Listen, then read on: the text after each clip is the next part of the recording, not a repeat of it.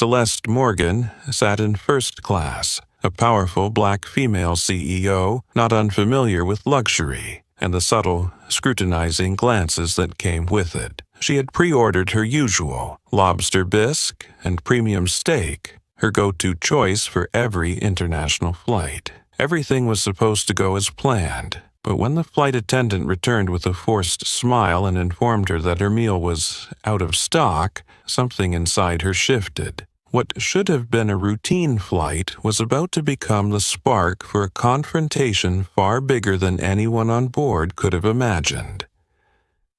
In that moment, Celeste knew it wasn't a mistake. It was deliberate. The cold tone, the indifferent shrug, the way they handed her a cold sandwich and a glass of water, while other passengers around her dined on caviar and vintage champagne. None of it was by chance. She wasn't just another customer. She wasn't just another name on the flight list. She was the only black woman in the cabin, and she could feel it. This wasn't about the food anymore. This was about being pushed to the sidelines, underestimated, and quietly dismissed. Again. But Celeste Morgan wasn't the type to let it slide. What happened next didn't just shake Stratus Air.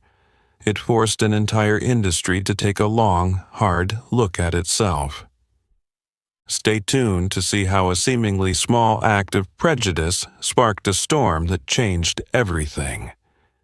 Celeste Morgan boarded Stratus Air Flight 917 with an unmistakable air, poised, confident, and in complete control. She didn't need to prove anything. Her name had become legendary in the tech world. As the founding CEO of Morgan Tech, the company behind groundbreaking innovations in artificial intelligence and data security, Celeste had been named Global Influential Woman by Forbes for 3 consecutive years. This flight was taking her to Geneva, where she would finalize a multi-billion-dollar international deal. A deal that would not only expand Morgan Tech into Europe, but also mark the dawn of a new era in tech led by black women. Her perfectly tailored navy suit hugged her tall, elegant frame. Her shiny black leather shoes reflected the luxurious lights from the first-class lounge, and her curly hair was neatly styled in a bun at the back of her neck. Celeste appeared as a symphony of power and grace. No one could ignore her presence, not even those who were born into the privilege of first class. As she gently placed her Hermes handbag in the overhead compartment, a flight attendant approached and nodded politely, but his eyes only brushed over her as if by reflex, then immediately shifted toward a white male passenger who had just appeared behind her. Celeste smiled, saying nothing. She had long grown accustomed to the invisibility the world often reserved for people like her, and she knew those moments were always just the beginning of change. Seat 1A, the first position, the best view, and the spot that would set the stage for everything to come. Seat 1A enveloped Celeste in the quiet luxury of first class, where every stitch on the leather seat, every sparkling drop of champagne in a crystal glass, was designed to cater to those accustomed to sitting at the top of the world. But for Celeste, the summit of the world wasn't a place given to her. It was one she had to fight for, each rung, each breath to climb. As with every flight before this one with Stratus Air, she had pre-ordered the lobster bisque to start, followed by a perfectly cooked prime steak, paired with a special vintage Chateau Margaux red wine. Not because she sought to flaunt it, but because that meal had long been her way of affirming her place here. A black woman among a class usually dominated by white suits, condescending gazes, and symbolic handshakes. Celeste opened her tablet, her fingers gliding over the touch screen. On it was the merger contract between Morgan Tech and a Swiss data security conglomerate.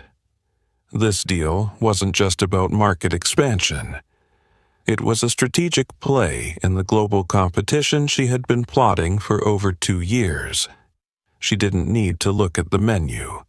Everything had been arranged in advance, and for a VIP like her, that was always guaranteed. Footsteps echoed softly behind her, measured, sharp. A female voice rang out, gentle enough to send a shiver down her spine. "Good afternoon, ma'am. I'm Becky, and I'll be serving you during this flight." Celeste looked up, meeting the hard, pale face of the attendant. Becky Whitmore, blonde hair neatly tied at the nape, a smile proper but insincere, and eyes that didn't bother to mask the cold judgment scanning her from head to toe, right down to the thin gold ring on Celeste's left hand.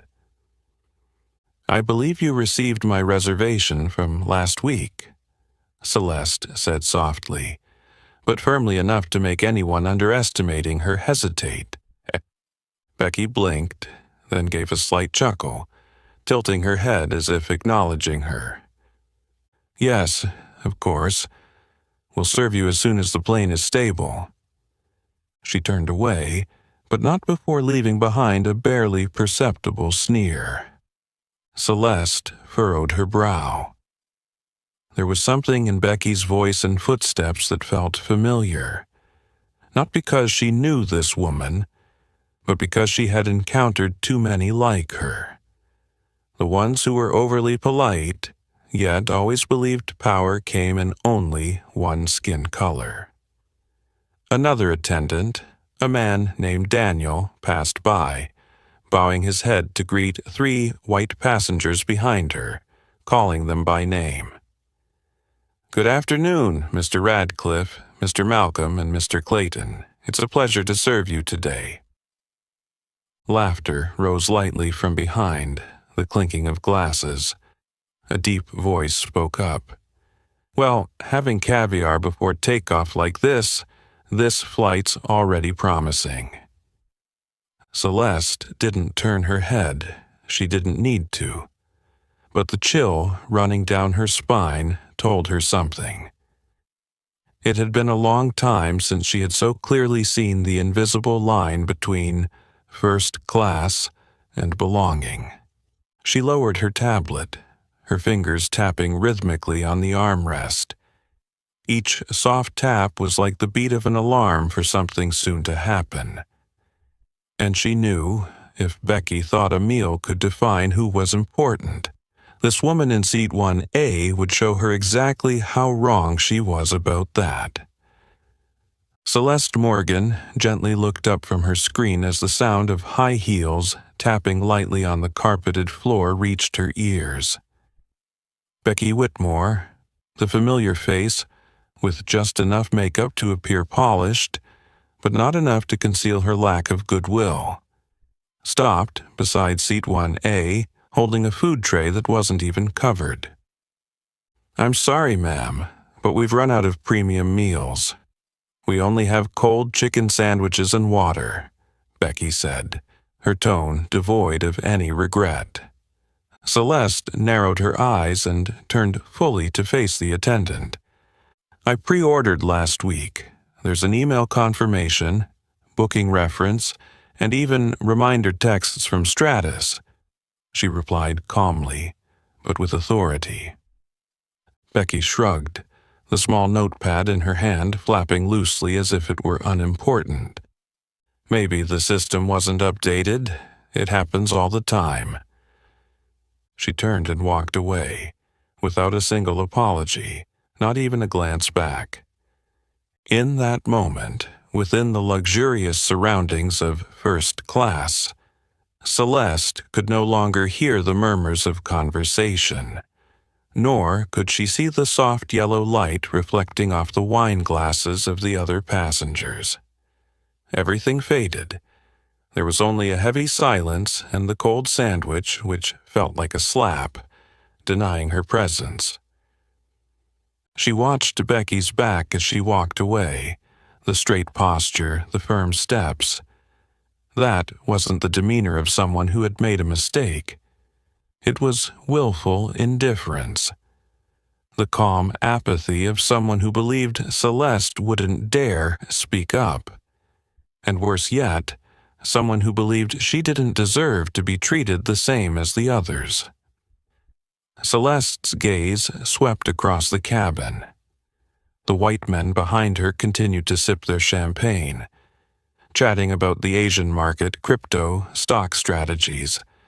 No one noticed anything unusual. Or rather, they were too accustomed to seeing people like her being forgotten. Another attendant, Daniel Klein, walked by and politely stopped to greet the passengers in seats 1C and 1D.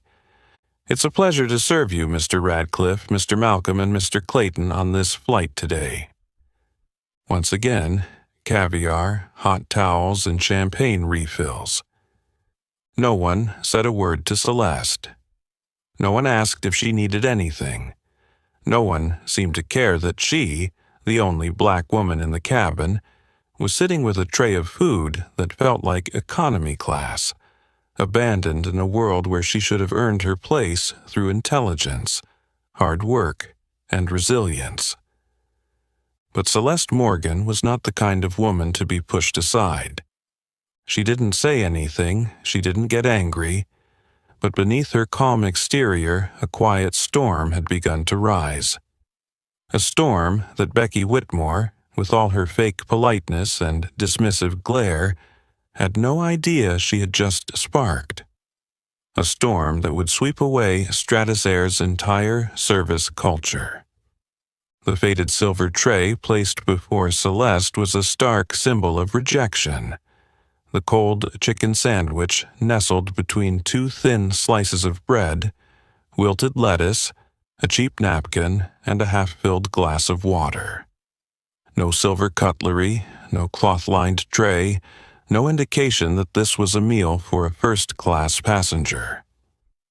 Worse still, it wasn't meant for a female CEO invited to speak at the European Economic Forum. Celeste sat up straight, her hands clasped together on her knees. She didn't touch the tray, not out of pride, but because she needed to fully absorb the insult. She didn't avoid it, she didn't forget it. She needed to remember every detail, every moment, every look from Becky, every chuckle from the rows behind her, and the silence of the bystanders. 6 white men. 6 custom-tailored suits. 6 glasses of champagne raised in unison under the soft light of the cabin. And not one of them, not a single glance was directed at Celeste. No one asked why the only black woman in the cabin was holding a tray of food as if she had stepped into a world not meant for her. But she knew. She recalled the first time she walked into the boardroom of Sterling Capital. It was when she was 33, invited to present the first AI security platform she had developed herself. She arrived early, fully prepared, dressed smartly and confident. But when she entered, a white man in the boardroom didn't look her in the eye. Instead, he spoke to the secretary. "Could you bring me a coffee?" Celeste wasn't angry. She simply smiled and replied, "I'll bring it, if you agree to let me present the $15 million security plan right afterward." The room fell silent. And from that moment she was never mistaken for anyone else but herself. But not everyone learns that lesson. Becky Whitmore, an archetype of a generation pampered by social status, who never had to fight for a place, never had to face rejection for something as arbitrary as the color of their skin. She may not shout racist words or use crude language, but the way she shrugged, the way she didn't bother to apologize, the way she walked away without a second glance, This was the language of modern discrimination. Cold, quiet, but cutting through everything. Celeste shifted her gaze from the tray of food and scanned the cabin. Seat 1, C. Radcliffe, CEO of a venture capital firm, known for investing in startups founded by Ivy League alumni. He had rejected Morgantech early on, citing lack of senior leadership experience. Seat 1, D. Malcolm, a strategic analyst at a large insurance fund, who once questioned at a seminar whether Black women are capable of handling high-tech industries. Seat 2A, Clayton, founder of a financial trading platform, once accused of harassing a Black female employee but never officially investigated. All three were being served Michelin standard dinners, and she was not. Celeste closed her eyes. Inside her, it wasn't mere anger anymore. It was a deep, lingering fatigue, the feeling of someone who had reached the summit of the mountain but was still being pulled back by the invisible rope of bias. But today, she wasn't just climbing the mountain. She was going to break it down. No noise, no chaos, but in her own way, decisive, precise, and irreversible. She opened her phone. Opened Morgantech's internal security management app, where real-time data tracking tools were integrated. With just a few taps, she accessed the staff profile identified through the airline's first-class booking system. Name, Rebecca Ann Whitmore. Position, Senior Cabin Crew, Stratus Air. Internal ID, ST-A9035 initial data popped up. There, she saw a profile with several cracks, 2 passenger complaints about service discrimination, an internal email with the comment, "Focus on serving passengers who give better tips." No direct evidence of racism, but the language implied that she categorized customers. Celeste saved everything. Then she sent an encrypted message to Aaliyah Grant, her executive assistant. Activate emergency audit protocol. Flight 917. Cabin crew ID ST-A9035. Send confirmation within 10 minutes. Each word typed carried no emotion, but behind it was a deadly seriousness. Not just for Becky, but for the entire system that had allowed Becky's to exist. She turned off the screen.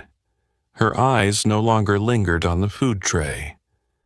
She looked straight ahead, where a small light from the cockpit illuminated a narrow strip, signaling a long runway opening up ahead. This was no longer about a meal, not about unprofessional behavior. This was a declaration. Under the dim lighting of first class, Celeste closed her eyes. But her mind did not. It spun like a giant gear just restarted, each image, each word, each dismissive glance from the past flooding back like a wave. No noise, but intense. She saw herself at 26, in her first pitch meeting in Palo Alto. In the small room, there were 7 white men, all wearing tucked-in shirts and carrying MacBooks. She stood among them, with a prototype of AI security far ahead of its time. But the first thing they asked was, "Do you do tech? Or are you the co-founder for marketing?" She remembered that feeling clearly, the feeling of stepping into a casino where every card had already been dealt, and the chair she was given was the one left over when no one cared. But she didn't back down. She didn't retreat. And in the end, her model was the one the Pentagon ordered 3 years later. She saw herself at 34 at a tech conference in London when a journalist asked, "As the first Black woman to make the top 10 CEOs under 40, Do you think your success is due to luck or gender equality policies? Celeste looked him straight in the eye, smiling like a knife drawn from its sheath. I think success comes when you work 3 times harder than everyone else, are doubted 10 times more, and keep moving forward as if no one can stop you. The lights on the plane gently changed, from yellow to a soft blue. The pilot announced they were flying over Canadian airspace, 8 hours from Geneva. A ding rang, signaling that the main meal service had begun. A new attendant, Daniel Klein, began moving between the rows. Celeste opened her eyes, still sitting in place, her gaze fixed out the window. Outside, the endless night stretched on. But inside her, another battle was being prepared, a battle that didn't need gunshots, but could shake an entire system. At the heart of that battle was Becky. Becky Whitmore was not a clear villain, no extreme behavior, no openly racist remarks, no blatant insults. But that was the danger. She carried within her a discrimination that had been legitimized into professional demeanor, masked by a fake smile and insincere apologies. And the most telling part, the system had allowed it to continue. It had allowed someone like Becky to rise to senior cabin crew without being stopped, without warning, without oversight, because people like Celeste, too busy surviving, didn't speak up. Celeste knew well. There was a kind of discrimination that never shouts down office hallways. It quietly pushes you off the priority list. It calls you guest, but never by your name like the others. It forgets your pre-ordered meal, but never forgets a white man's meal next to you. And that's why today, she wouldn't stay silent. She tapped lightly on her smartwatch. A safety signal was sent to Aaliyah Grant. Status confirmation. Check flight attendant ST-A 9035 background. Validate behavior per International Airline Services Alliance protocol. 3 minutes later, the screen displayed a message. Full profile accessed. 2 customer complaints within 12 months, 1 internal transfer for unprofessional behavior. No formal disciplinary action taken. Celeste nodded slightly. Once again, the system chose silence. But this time, she was going to make the system speak the truth. When Daniel Klein approached the row of seats, she signaled for him to stop with a subtle hand gesture. "I have a question, Mr. Klein," she said. Her voice light, but each word like a cold needle piercing through the fine fabric of the airline's reputation. Daniel leaned slightly forward. "Yes, Miss Morgan? I'd like to know, according to Stratus's internal policy, when passengers pre-order premium meals, what criteria are prioritized when there is a shortage of supply?" Daniel hesitated. "Usually, it's based on the order time and flight frequency. I'm a Diamond Plus member. Ordered my meal 7 days ago and received confirmation from the system," she said, her eyes never leaving him. "I understand." Daniel awkwardly looked around, avoiding Celeste's gaze. It could be a system issue or temporary priority from the crew." Celeste said nothing more. She smiled politely, then turned her face away. She had enough. And now, in the softly lit first-class cabin, while others thought this was just a regular flight, Celeste Morgan was rewriting history. Not with a speech, not with a camera, but with evidence, action, and a resolve that no one could break. Not angry, not questioning, No need for loudness or outrage to assert her presence. Celeste Morgan had long learned that true power didn't lie in volume, but in action. Actions that were timely, precise, and irreversible. She opened her phone, her finger lightly swiping across the touchscreen as if sending a simple message to a friend. But what she typed, short and decisive, was an order that would kick off an internal investigation capable of shaking the entire system. Activate internal audit procedure. Flight 917. Crew records required. Confirm. Just 6 lines. 6 lines that could end anyone's career. 6 lines that would force Stratasair's board of directors to sit down, not to discuss service or marketing, but to confront the truth they had avoided for years.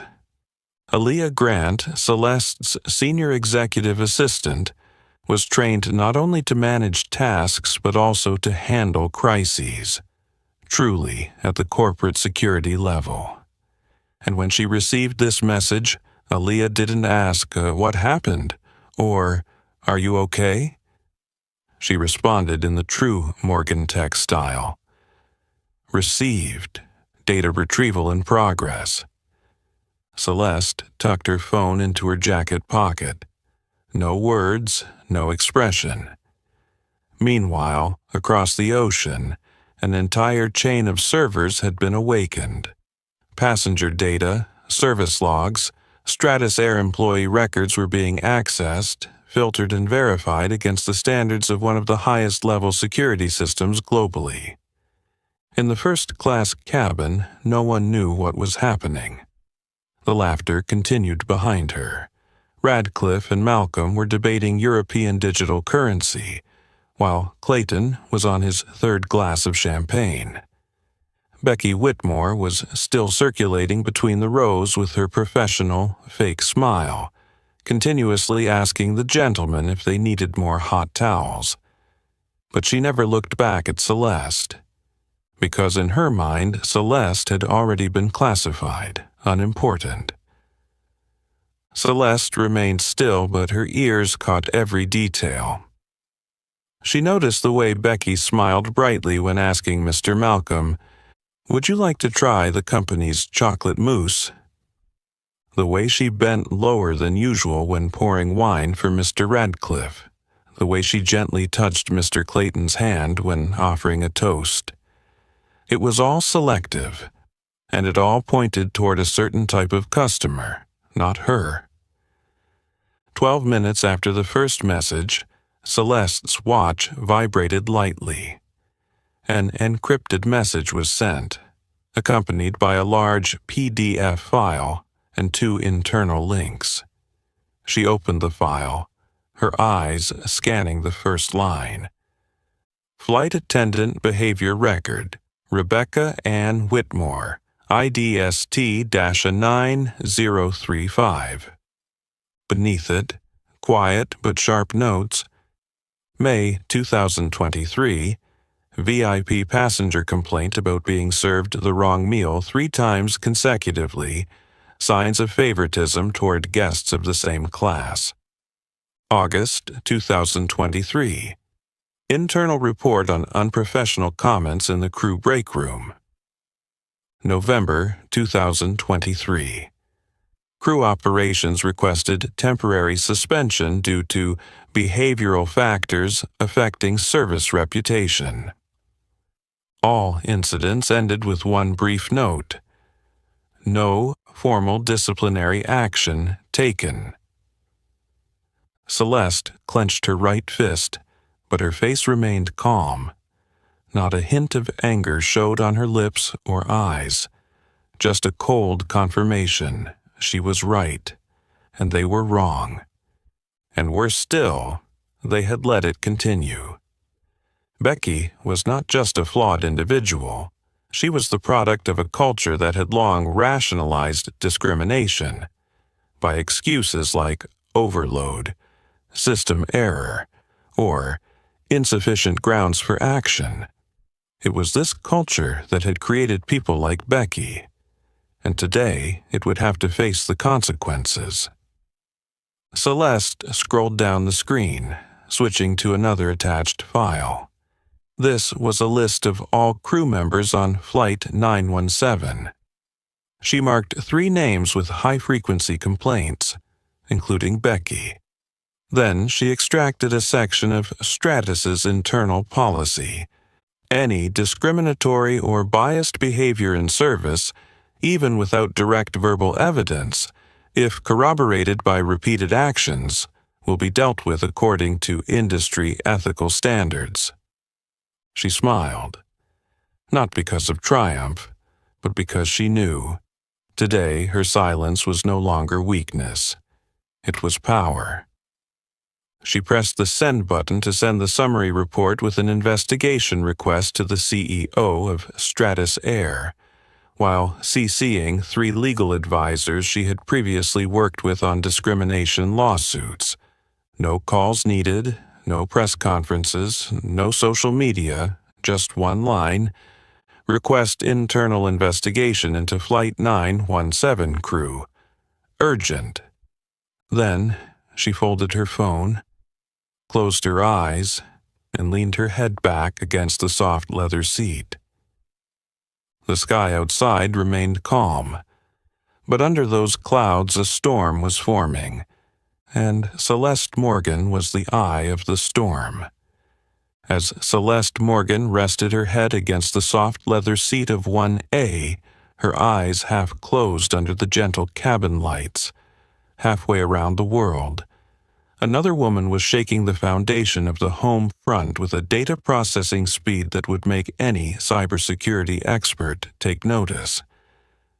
Aaliyah Grant, 29 years old, Celeste's senior executive assistant, sat in her office on the 42nd floor of Morgan Tech Tower in Manhattan. Her frizzy hair was pulled back into a tight bun, a habit she followed whenever entering a state of absolute focus. The room was now only lit by the glow of the LED screen reflecting off her thick glasses, and the rhythmic tapping of the keyboard like the heartbeat of a data pursuit reaching its climax. Celeste didn't need to say much. She didn't need to elaborate. Just a text with the right keywords was enough for Aaliyah to understand the gravity of the situation. Because between them, trust wasn't in the quantity of words. It was in the accuracy of each action. Aaliyah opened the internal analytics dashboard, accessing the security API linked to aviation industry data and partner documents from international airlines. A stream of code appeared, and in less than 90 seconds the first piece of information surfaced: Rebecca Ann Whitmore, senior cabin crew, Stratus Air, ID ST-9035, joined 2018 roll, confirmed on Flight 917. The data seemed ordinary, but Aaliyah didn't stop there.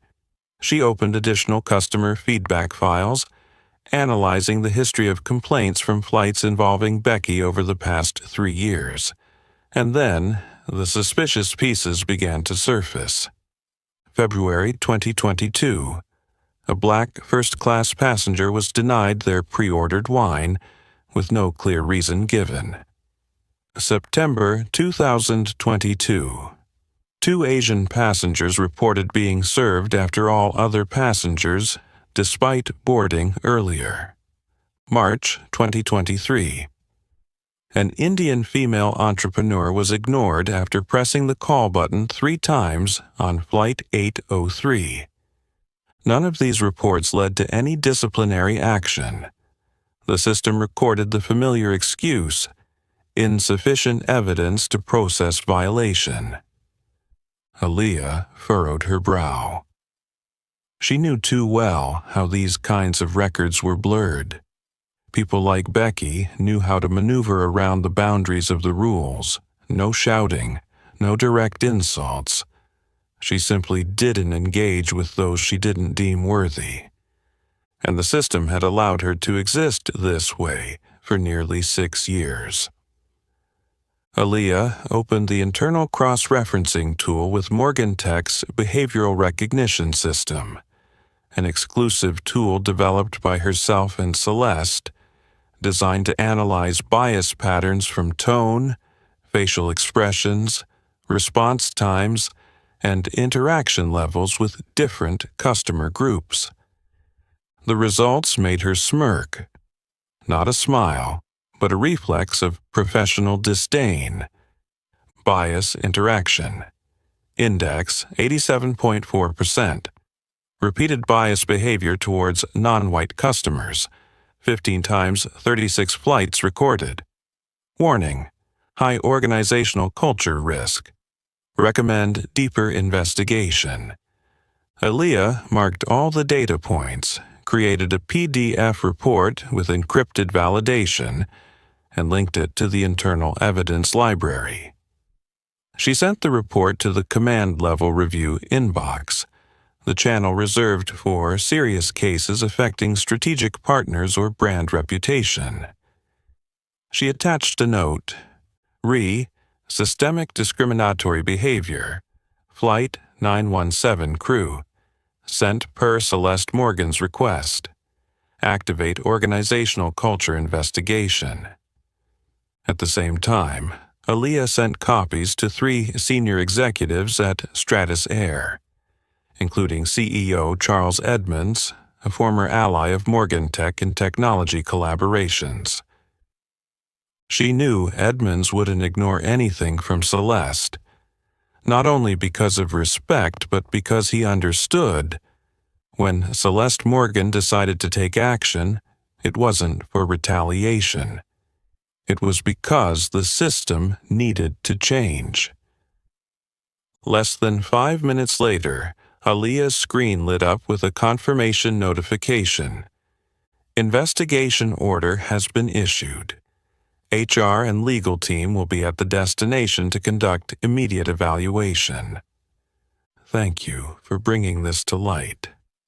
Aaliyah exhaled, pushing her chair back and resting her hands behind her head. She didn't feel relief. She knew this was just the beginning. Throughout her career by Celeste's side, she had seen her CEO defeat giant banks, ruthless investment firms, and slippery politicians. But she had never seen Celeste send an audit now signal without a very justifiable reason. The clock struck 2 a.m. in New York. On board Flight 917, in Seat 1A, Celeste was still awake. But Becky Whitmore was still smiling in Seat 2C, unaware that from this moment on, everything around her was beginning to collapse.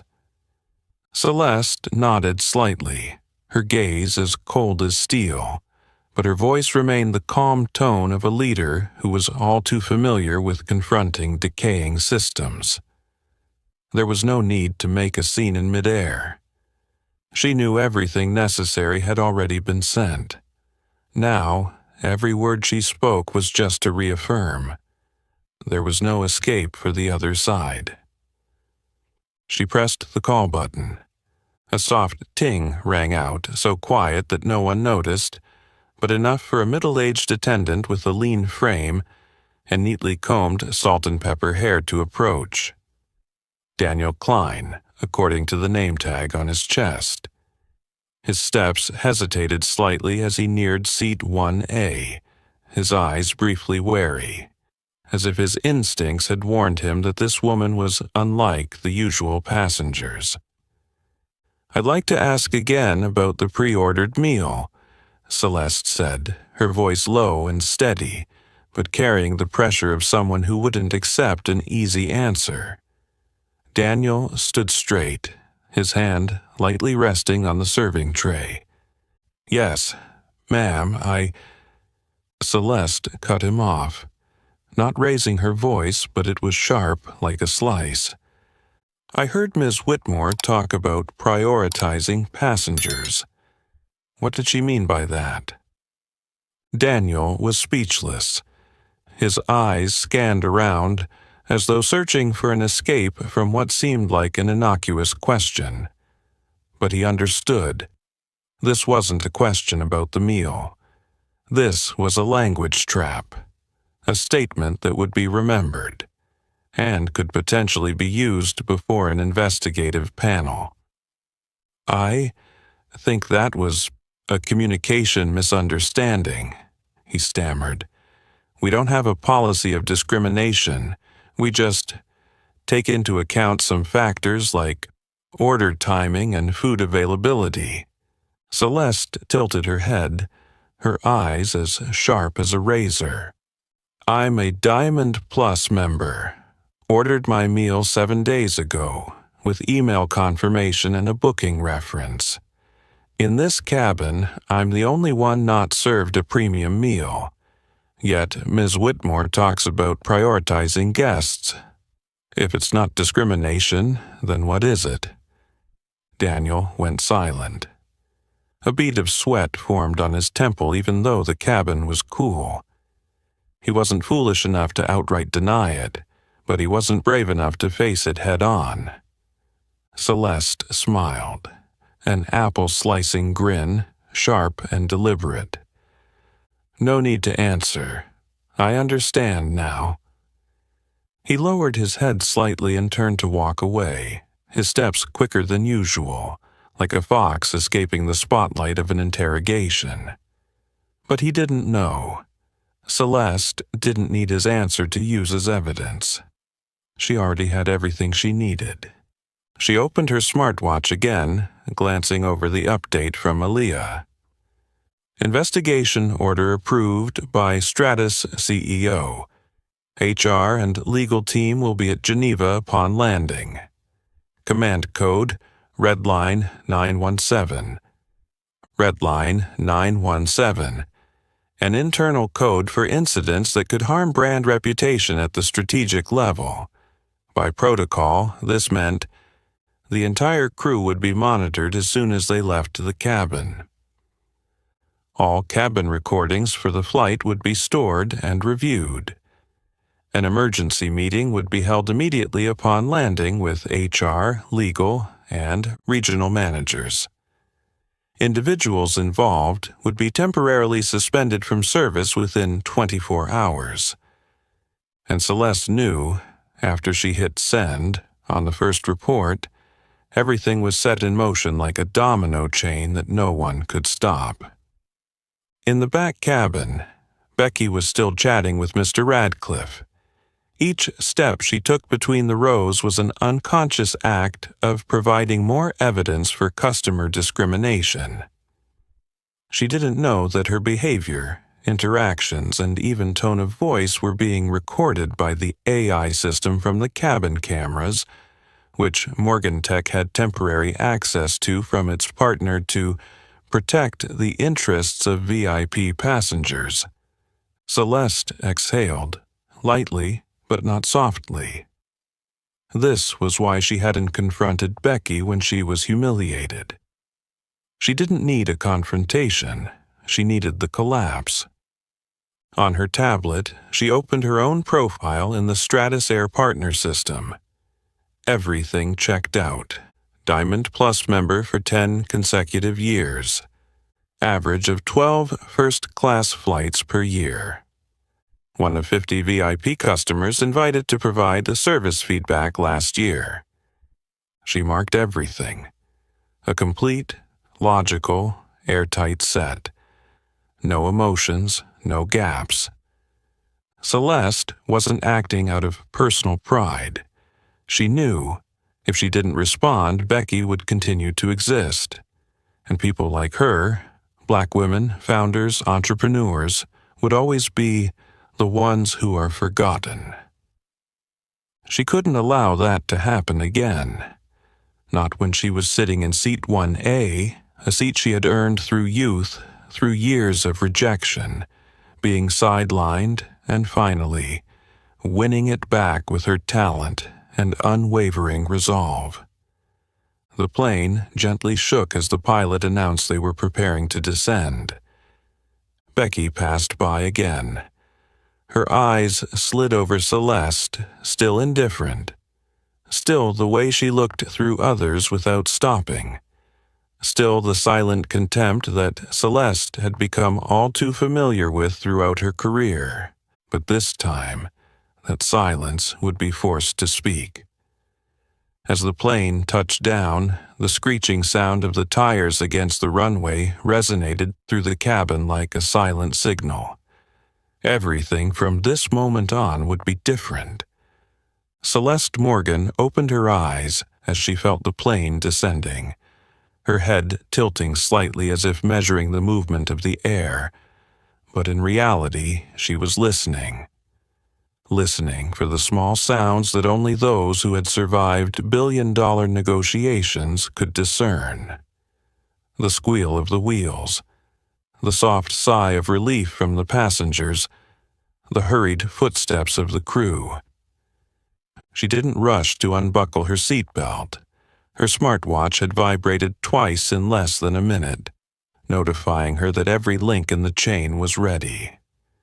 Aaliyah had completed sending the full behavioral analysis report, including cabin video footage showing Becky's selective favoritism, the service time discrepancies between passengers, and images from passengers who had secretly recorded Becky refusing Celeste's meal order. The final message had been sent no more than 3 minutes before the plane touched down. It contained just one line. Transfer file to Service Ethics Board. Execute at urgent level. Code Geneva 1A. When the plane taxied down the runway and came to a stop, Celeste gently unbuckled her seatbelt. No rush, no expression. She stood up, adjusted the hem of her blazer, and placed her leather bag neatly over her left shoulder. She stepped into the aisle, her steps firm but unhurried. Behind her, the passengers were still rummaging through their luggage, chatting and waiting. At the plane door, 2 people in dark suits were waiting. One was Brandon Ellis, the regional CEO for Europe at Stratus Air. The other was a petite woman with sharp eyes wearing a name tag that read Legal Affairs, Geneva Division. Both bowed their heads as Celeste stepped out of the cabin. "Welcome, Ms. Morgan. We sincerely apologize for—" Celeste didn't stop walking. She merely glanced at them, then said, loud enough to be heard, "No need to apologize. This is just the beginning." She said no more, no handshake, no looking back. But right behind her, both Brandon and the legal representative straightened up, their expressions changing. They had read the report. They knew exactly what awaited them behind that business-class welcome door. And they knew this mistake by the airline was not just a service incident, it was a cultural flaw. And now they were paying the price.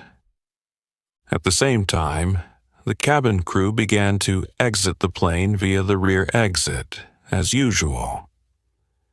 Becky Whitmore walked with the group, still wearing her composed face, believing that everything was fine, that tonight she would be at her usual hotel, ordering her favorite martini, and telling her friends about a troublesome passenger on Flight 917. She didn't know that, at the end of the exit lane, 3 people in black suits, from the HR and crisis coordination team, were standing waiting. And as Becky approached, she saw one of them raise a tablet, displaying the message. "Flight 917 crew. Please proceed to the emergency meeting room." Becky's face froze for a moment. Her eyes darted around, trying to find any sign of confusion. But the gaze of her colleague Daniel Klein was equally silent, unwavering. No one said anything. No one was laughing anymore. The tremor had begun, and she was at the epicenter. Celeste walked through the Geneva airport lobby, where VIP staff were ready to escort her to the conference delegation's hotel. Her phone vibrated lightly, a message from Aaliyah. "They've started gathering testimony. Whitmore has been suspended from service. The matter will be presented in the board meeting tomorrow morning." She didn't reply right away. She stepped into the waiting black limousine. As the door closed, the light outside was completely cut off. Celeste leaned back into the soft leather seat, her eyes fixed ahead. She knew what happened today was not just about her. It was a milestone, a wordless declaration, but stronger than any speech. This was no longer a reaction. This was a cleansing.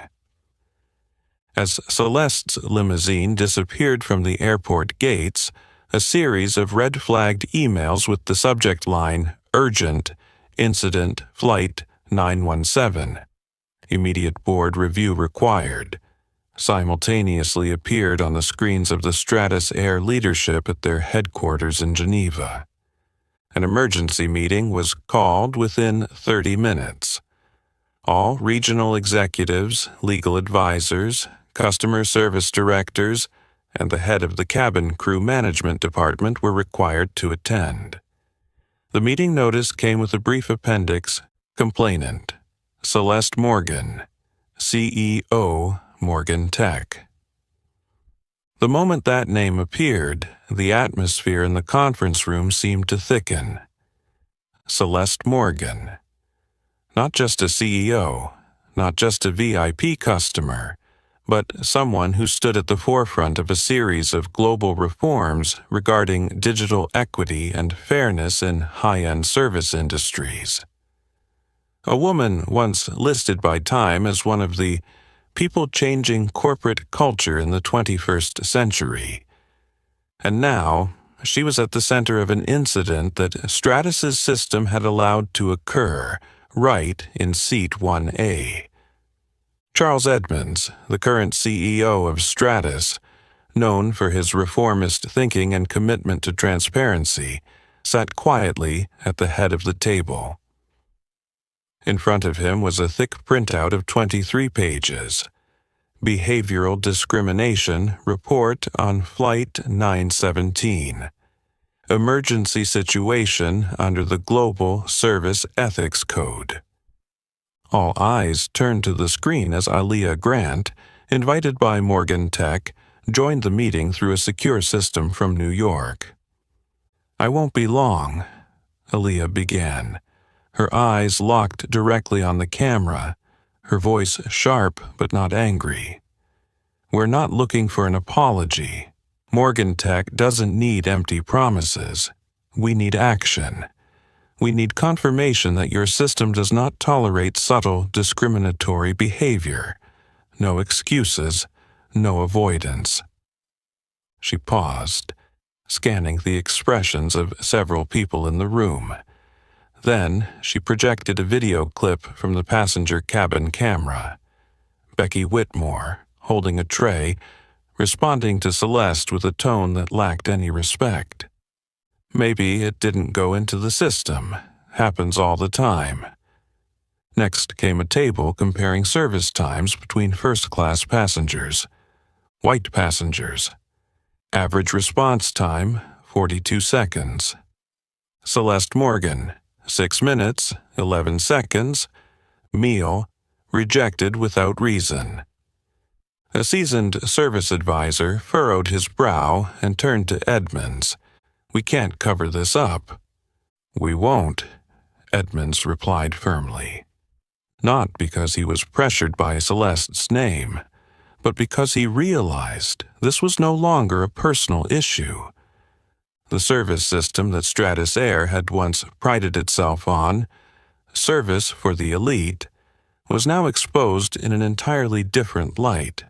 A service structure where elite was defined not by achievements, but by race, gender, and outdated societal norms. And the woman sitting in seat 1A was the one who had drawn the line on that mistake. As Aaliyah ended her call, Edmonds stood up, tapping his hand on the table once. From this moment forward, all members of the Flight 917 crew are suspended. An investigation will be extended to all flights involving flight attendant Rebecca Whitmore in the past 24 months. He paused, looking at each person. We will issue a public apology to Ms. Morgan, and not just that, we will invite her to join as a cultural advisor for the entire crew training system at Stratus. A regional director raised an eyebrow. You plan to have her rewrite our policies? Edmonds nodded without hesitation. Not let. We need her to rewrite them. An unprecedented decision. But at this moment, no one was thinking about old policies, because everyone knew if they didn't act, the Stratus brand would be forever linked to this scandal as a stain on their high-end silk.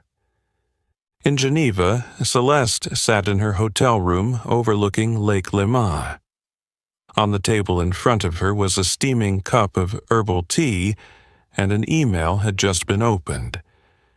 We sincerely apologize for what occurred. A comprehensive investigation has been initiated. We would be honored to invite you to join our Cultural Reform Advisory Team. This is not only an honor, but a responsibility we believe only you can undertake. Charles Edmonds, CEO, Stratus Air. Celeste didn't smile. She lightly tapped her fingers on the table. 3 sharp taps. Her eyes fixed on the lake. Quietly. Enough to understand that the earthquake she started from a cold sandwich tray had now caused an entire industry to take a hard look at itself. The cabin crew of Flight 917 stepped off the plane with their usual demeanor, relaxed, relieved after a long journey.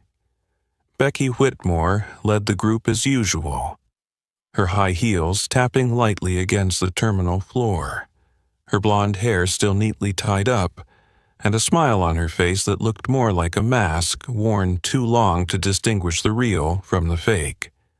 For Becky, the flight had been nothing special. A minor issue with a difficult passenger, just like the dozens of times before. In her mind, Celeste Morgan was simply an overly sensitive businesswoman who overreacted because she didn't get her seafood soup or steak.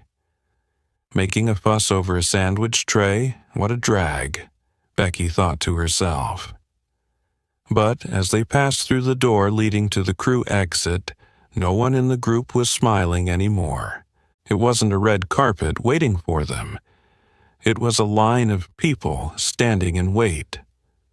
3 men in black suits from the Internal Security Department. 2 senior HR personnel in Stratus Air uniforms, but with red name tags, signifying they were from the Emergency Internal Investigation Team. A lawyer, holding an iPad with the company logo, and a thick confidential file stamped with Confidential Ethics Review. No one in the crew said a word. The solemn atmosphere, the bright white lights shining down onto the marble floor, made it feel more like standing in a courtroom than an airport hallway. The woman standing in the center of the group, Karen Dufresne, head of global service culture at Stratus, stepped forward, her voice not loud, but as sharp as a freshly honed blade. Please, the Flight 917 crew, proceed to Emergency Interview Room 2. This is a mandatory meeting, in accordance with Article 6.3 of the Global Service Ethics Code. A male flight attendant behind Becky glanced at her, his eyes confused. But Becky stood still. She opened her mouth, probably to ask, "What's going on?" But Karen's gaze made her swallow her words. The list was ready. The files were locked. They were no longer flight attendants finishing their shifts. They were individuals being investigated for serious violations of professional ethics. They were led down a narrow hallway with 6 separate rooms.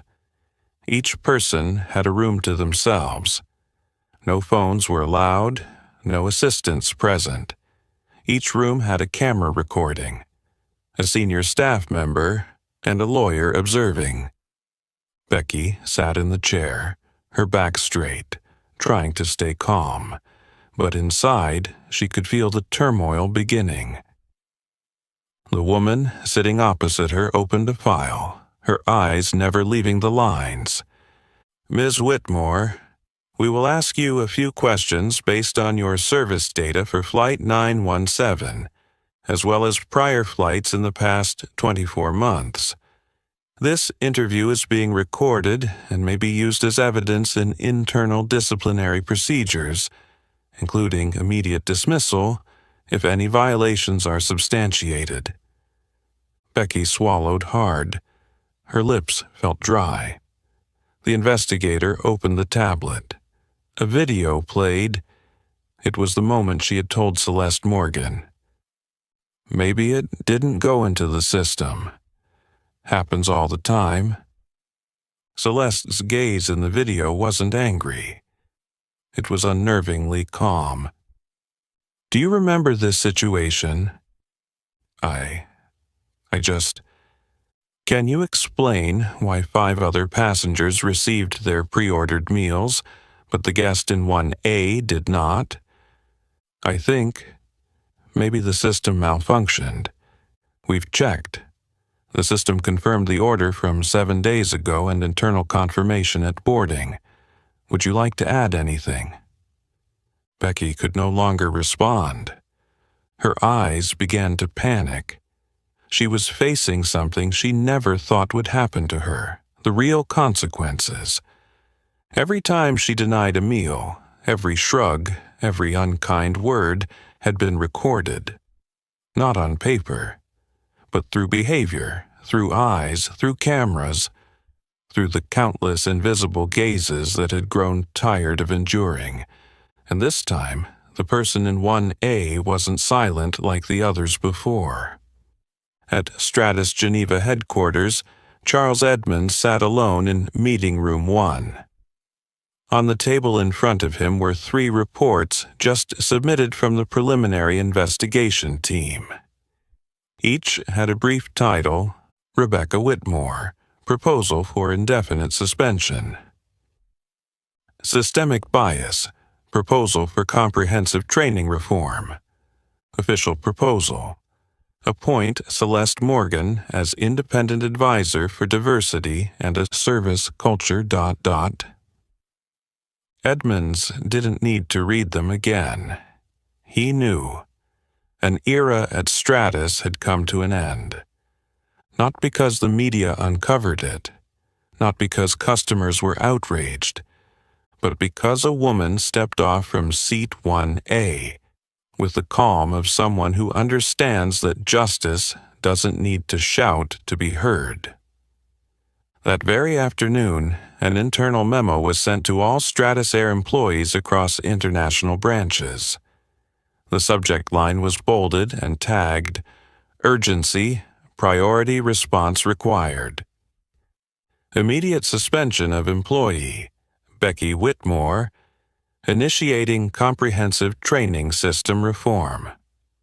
The document was personally signed by CEO Charles Edmonds, accompanied by a rare, direct statement from a luxury airline. "We acknowledge that certain subtle discriminatory behaviors have been overlooked within our internal system. This is the moment Stratus Air must take responsibility, and more importantly, change." At the HR office in Geneva, Becky Whitmore sat with her head down, still clutching her personal report. Her face was pale, not because of the suspension, but because she was realizing that everything she had once thought of as the norm had now become evidence. And worse, everything had already been documented. Emails that had previously seemed like casual office banter were now being analyzed in depth by the language monitoring system. Those black passengers act like their CEOs. People of color often need attention. I deal with them lightly just to get it over with. Met a Michelle Obama wannabe today. Bread and water is enough. In the past, these lines had passed through the inbox like any other hallway gossip. But now, from a legal and organizational culture standpoint, they had become irrefutable evidence of a covert system of discrimination. A system that didn't use loud words, but the shrug of a shoulder and a glance of disrespect. It wasn't just Becky. 2 other members of the crew, including Daniel Klein, who had avoided answering Celeste, were also placed under behavioral surveillance. Their previous flights, the silent complaints from minority passengers, the times they forgot to serve or accidentally didn't respond to the call button, all were being revisited. Beyond the confines of the airline, the seismic shock was already spreading. Less than 24 hours after the incident, major news outlets began reporting. The New York Times, Black CEO discriminated against on plane. Power is no longer silent. The Guardian, one denied meal, and the entire luxury service system is exposed. Forbes, Celeste Morgan, from victim to leading the global service culture reform. In a 3-page feature on the Washington Post's social equality section, the video clip of Celeste speaking just one line in the cabin was shared millions of times. I understand now. It wasn't an accusation. It wasn't a retaliatory blow. It was a statement that she had seen it all, and she wouldn't let it happen again. Shortly after, a social media campaign called #Seat1A began to spread. Thousands of people shared their stories. Times they had been pushed aside, ignored, treated as invisible because of their skin color, gender, or background. And at the end of each post, there was one line, "Because I don't sit in Seat 1A, but I deserve respect." Stratus's New York office received over 9,000 emails requesting cultural reform. The London External Relations Department received documents from 3 major investors, demanding an internal seminar on diversity. And CEO Edmonds received a call from the U.S. Secretary of Transportation, requesting an official report on the state of corporate culture in the luxury airline industry. Celeste didn't need to appear at any press conferences. She didn't need to fight for the right to speak. Her actions had become the voice. At her hotel by Lake Geneva, Celeste sat alone in a small conference room, not with the press, but with 3 young women of color. She listened to them, those who worked in service, who had been overlooked, who had been deemed out of place, who once thought they couldn't stand up. "We want to learn how to speak up, like you," one of them said. Celeste shook her head, her expression stern. "I don't speak up with words. I let the system speak its own truth, and I show it that this time it can't look away." Outside the window, the surface of Lake Léman was still as glass, but deep within the water the waves were quietly moving, just like the changes that had been set in motion from Seat 1A on a flight Becky Whitmore would never forget. Celeste had never needed to shout, never lost control, never bent down to beg anyone to listen to her, because she understood true power doesn't need noise. It just needs to be timely. And this time, the right moment was a cold sandwich, a cold gaze, and a meal being denied. Not because of lack, but because the person sitting in seat 1A didn't fit the definition of worthy in the eyes of the server. She hadn't slapped, hadn't questioned, hadn't stood up in the first-class cabin to make a scene like so many people had advised her in workshops on how to protest. She simply nodded and said, "I understand now." And it was that calm that unraveled the true face of a system, one where luxury was not designed to serve, but to subtly exclude those deemed not belonging. Jokes like, "Black passengers always act like their CEOs," that were once considered internal, had now been made public. Service data that had been ignored was now displayed in charts. Emails that had sunk into archives were now evidence, all revealed by someone who hadn't raised her voice.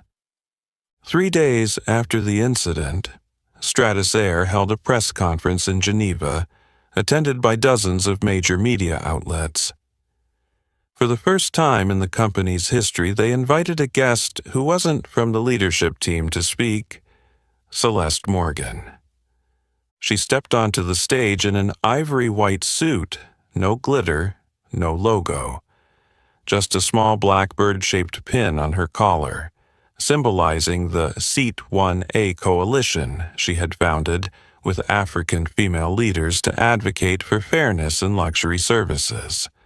There was no prepared speech, no media team standing behind her. She simply held the microphone and spoke with a steady, clear voice, each word like an arrow piercing through the veneer of grandeur. "I'm not here to be angry. I'm not here to be the typical victim. I'm here because there are people sitting in seat 34F, or the seats next to the bathroom, who are considered unworthy of attention just because of their skin color, their accent, or because they don't know how to call out the right wine on the menu." She looked directly at Stratus representatives but didn't criticize. She let the truth speak for itself. "I'm not asking for a meal. I'm asking for a system that doesn't exclude me simply because I don't look like the usual passengers in seat 1A. She spoke about Becky Whitmore, but didn't mention her name. She spoke about how flight attendants memorize the names of 3 white passengers but only refer to her as the guest. She spoke about the feeling of being seen but never truly acknowledged. Then she stopped. The lights on the ceiling subtly shifted, from cold white to a warm yellow tone. For a moment, no one moved. No further words were needed. After the press conference, a series of progressive changes began to unfold within Stratus. Mandatory training for 100% of flight attendants on unconscious bias and equity in luxury service. Creation of a direct feedback channel for VIP passengers with a rapid response team on. Organizational culture. Invitation to Celeste Morgan to serve as a strategic advisor for the Redefining Luxury program, a global initiative on fairness in luxury services. Becky Whitmore, once the unspoken symbol of proper service, now became the living example of a system that had been designed to operate smoothly on the silence of the disadvantaged. Bloomberg ran a headline on the front page. "When Celeste didn't need to shout, a CEO changes the entire airline industry with one look." And beneath it was a small subtitle, and with just one line, "I understand now." That night, Celeste declined every interview request. She turned down all major networks, including CNN and BBC. She didn't need to say more, because everything that needed to be said had already been spoken by the system itself through its true nature. On the hotel balcony, she looked out at the still waters of Lake Leman. A young assistant stepped out, ready to announce the positive feedback from Stratus's shareholders, but Celeste simply raised her hand to stop him. "I don't need feedback," she said. "I just need the system to never dare fall asleep again." And for her, that was the real victory. An internal memo from Stratus Air headquarters flashed in the inboxes of over 22,000 employees across global offices and airports. Immediate suspension of employee Becky Whitmore, initiating comprehensive service training reform. The document was personally signed by CEO Charles Edmonds and accompanied by a blunt statement rarely seen from a luxury airline. "We acknowledge that certain subtle discriminatory behaviors have been overlooked within our internal system. This is the moment Stratus Air must take responsibility, and more importantly, change." At Stratus HR office in Geneva, Becky Whitmore sat with her head lowered, still clutching her personal report. Her face was pale, not because of the suspension, but because she was realizing that everything she once thought was just the norm had now become evidence. And worse, everything had already been documented. Emails that had once seemed like casual office banter were now being analyzed meticulously by the language monitoring system. Black passengers act like their CEOs. People of color often need attention. I handle them lightly just to get it over with. "Met a Michelle Obama wannabe today. Bread and water is enough." Previously, these lines had passed through the inbox like any other hallway gossip. But now, from a legal and organizational culture perspective, they had become irrefutable evidence of covert discrimination. A system where discrimination wasn't yelled out but done with a shrug and a lack of respect. It wasn't just Becky. 2 other members of the crew, including Daniel Klein, who had avoided answering Celeste, were also placed under behavioral surveillance. Their previous flights, the quiet complaints from minority passengers, the times they forgot to serve or accidentally didn't respond to call buttons, all were being revisited. Beyond the airline's internal walls, the seismic shock had already reached further. Less than 24 hours after the incident, major news outlets began covering the story. The New York Times, "Black CEO discriminated against on plane. Power is no longer silent." The Guardian, "One denied meal, and the entire luxury service system exposed." Forbes, Celeste Morgan, "From victim to leading the global service culture reform." In a 3-page feature on Washington Post's social equality section, the video of Celeste speaking just one line in the cabin was shared millions of times. "I understand now." It wasn't an accusation. It wasn't a retaliatory strike. It was a statement that she had seen it all, and she wouldn't let it happen again. Soon after, a social media campaign called #Seat1A began to spread. Thousands of people shared their stories. Times they had been sidelined, ignored, treated as invisible because of their skin color, gender, or background. And at the end of each post there was one line, "Because I don't sit in seat 1A, but I deserve respect." Stratus's New York office received over 9,000 emails requesting cultural reform. The External Relations Department in London received documents from 3 major investors, demanding an internal seminar on diversity.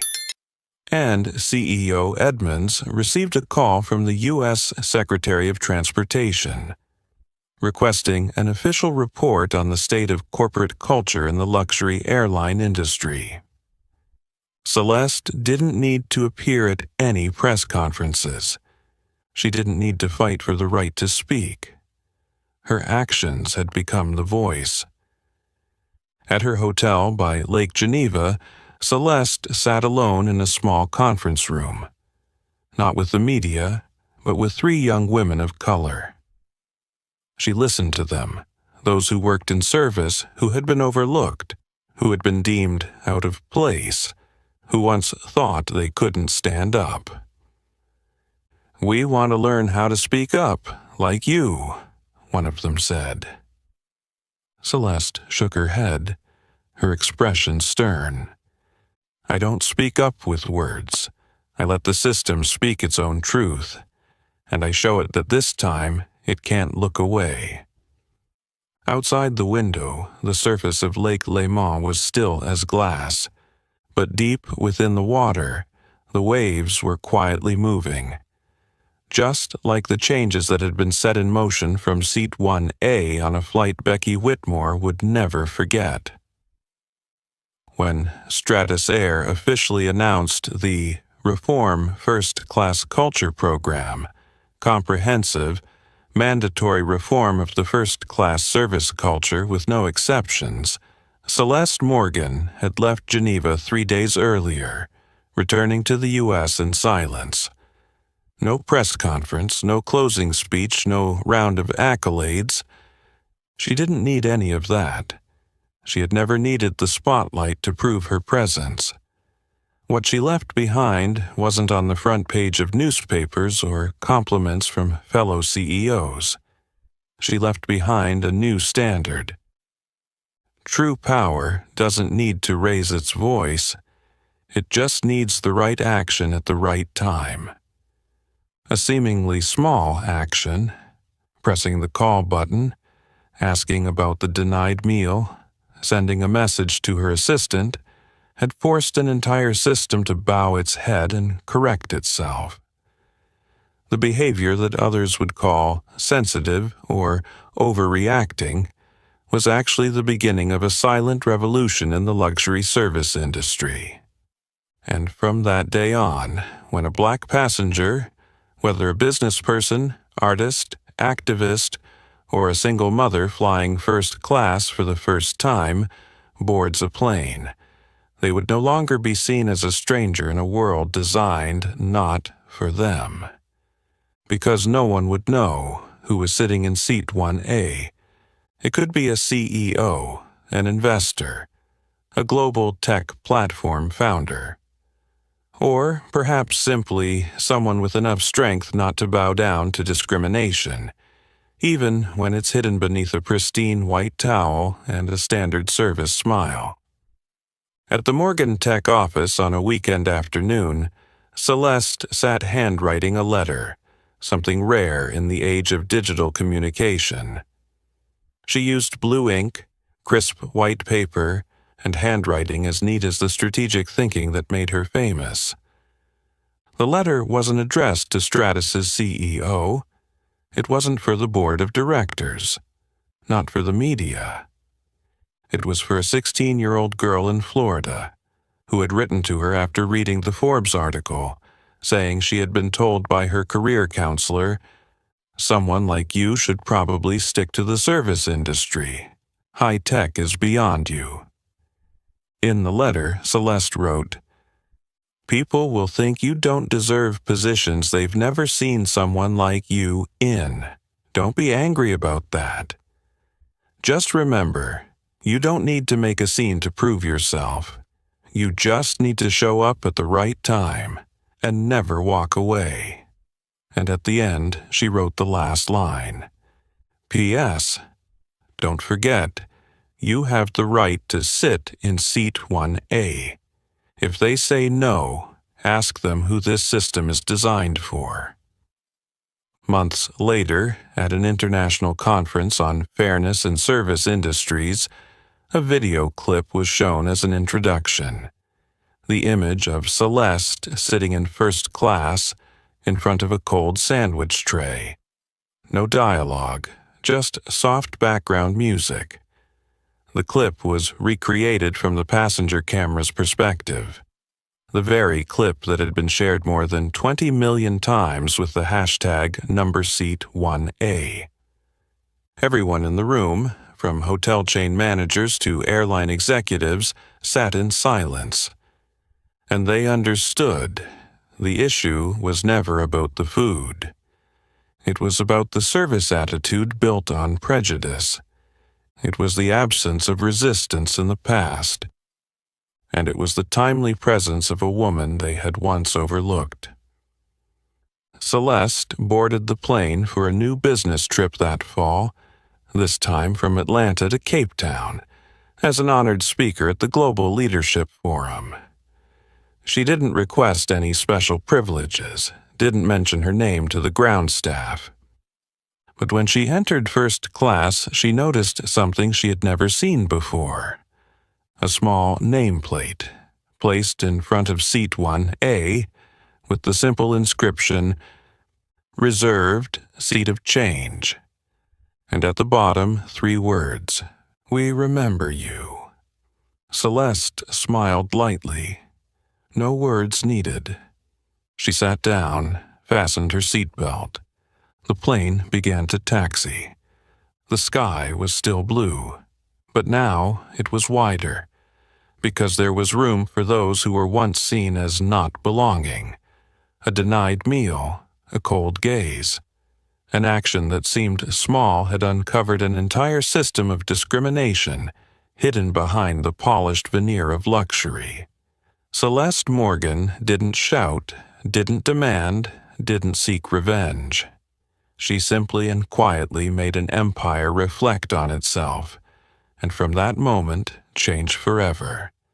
Her story is a reminder. We don't need to shout to be heard, just the right action at the right time. So what about you? Have you ever been overlooked in a space where you rightfully deserve respect? Will you choose silence or speak up? Share your thoughts in the comments below. We'd love to hear your story. If this story made you reflect, hit like, share to spread the message, and don't forget to subscribe to the channel to catch the next inspiring journeys. Because sometimes, all it takes to change an entire system is someone sitting in the right seat.